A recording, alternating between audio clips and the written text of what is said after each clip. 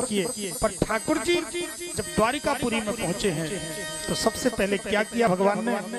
अपने माँ के चरणों में प्रणाम किया। बवंदे शिरसा सप्त देवकी प्रमुखा मुदा। अपनी माँ के चरणों में ठाकुर जी ने प्रणाम किया। माँ के चरणों, बवंदे शिरसा सप्त देवकी प्रमुखा मुदा। भगवान को क्या जरूरत है प्रणाम करने की, जब भगवान स्वयं प्रणाम में। भगवान भी इस धराधाम पर आते हैं तो वैसी लीला करते हैं जिसका अनुकरण करके, जिसका श्रवण करके हम आप सब उस संस्कार में बन सकते। भगवान भी आए हैं तो उन्होंने माता पिता को प्रणाम किया। क्यों? क्योंकि माता पिता पृथ्वी के प्रत्यक्ष देवता होते हैं। कितना भी हम तीर्थ व्रत कर लें, अगर माता पिता की जिस घर में सेवा नहीं है, माता पिता दुखी हैं, उस घर में कभी श्रेष्ठता नहीं होती, कभी सुख नहीं प्राप्त। जिस घर में माता पिता प्रसन्न है, जिस घर में माता पिता सुखी है, उस घर में मानो सभी देवताओं की पूजा हो रही है, सभी देवता प्रसन्न। भगवान भी आए तो सबसे पहले माता पिता के चरणों में प्रणाम करते। कहीं जाते तो प्रणाम करते, आते तो प्रणाम करते। जितनी बार आते, राम जी का चरित्र आया है कि दशरथ जी से जितनी बार मिलने राम जी जाते तो प्रणाम करते। ये प्रणाम की परंपरा है, हमारी भारतीय संस्कृति है। लेकिन विडंबना अब इतनी बिगड़ गई है, क्या कहूँ। ये भारतीय संस्कृति पर हमें जो गर्व करना चाहिए कि हमारी संस्कृति ऋषियों की देन है, आज वही संस्कृति ये पाश्चात्य सभ्यता के कारण नष्ट होती जा रही है, धीरे धीरे विलुप्त होती जा रही है।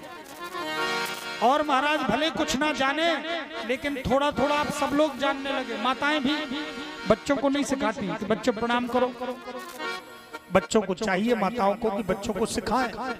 माँ प्रथम गुरु होती है, माँ के समान कोई गुरु नहीं होता है। नास्ति मात्र समो गुरु।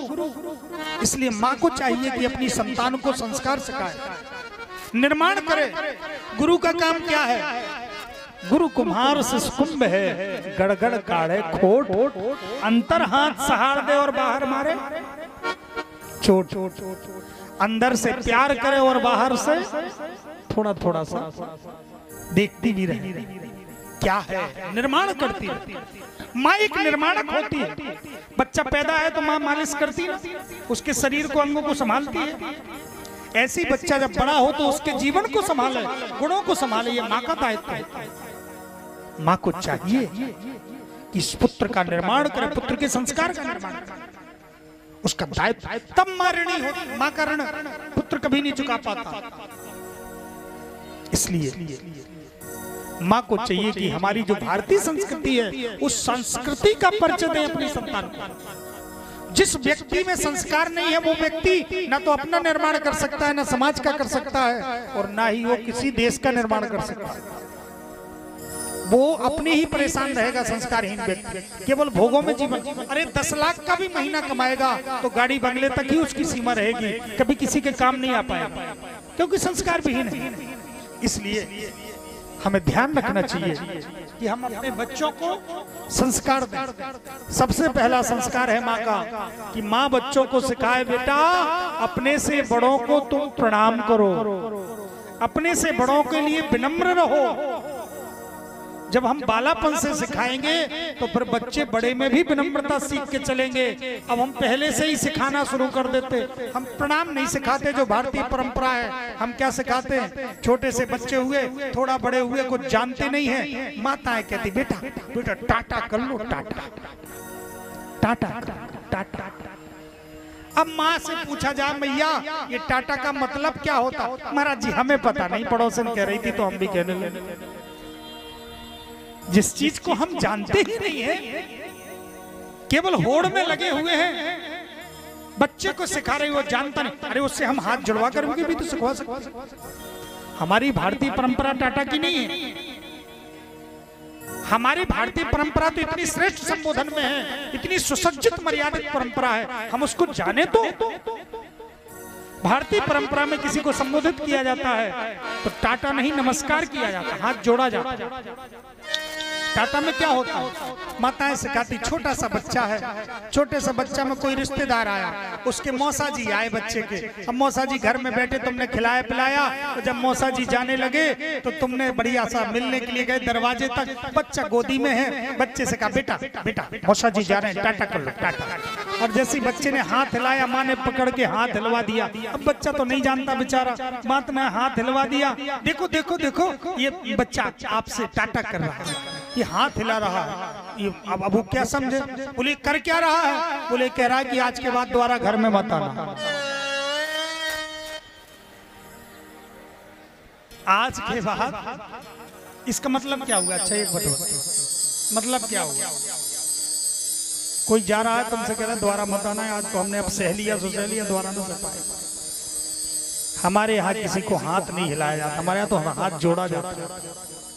हाथ जोड़ना परंपरा, नमस्कार किया जाता है, टाटा नहीं। जब हम नमस्कार होगा तो नमस्कार मतलब विनम्रता, बच्चों में विनम्रता का पाठ पढ़ाओ।